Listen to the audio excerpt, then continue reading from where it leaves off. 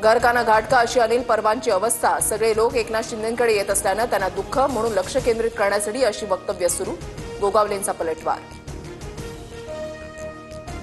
माऊलींच्या पालखीचं दुसरं गोल रिंगण उत्साहात. हजारो वारकऱ्यांच्या उपस्थितीनं खुरूस नगरी दुमदुमली. माळशिरसमध्ये मुक्काम केल्यानंतर पालखी सोलापूरकडे मार्गस्थ. माळीनगरमध्ये तुकोबारायांच्या पालखीचं उभं रिंगण संपन्न. सोलापूरच्या अकलूजमधील मुक्कामानंतर पालखी सोहळा पंढरीच्या दिशेनं मार्गस्थ. आज बोरगावमध्ये मुक्काम.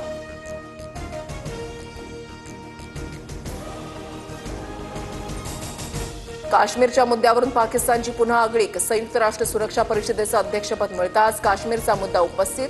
भारताच्या भूमिकेकडे लक्ष. बांगलादेशच्या माजी पंतप्रधान शेख हसीनांना 6 महिन्यांचा तुरुंगवास. एका अवमान प्रकरणामध्ये आंतरराष्ट्रीय गुन्हे न्यायाधिकरणानं सुनावली शिक्षा.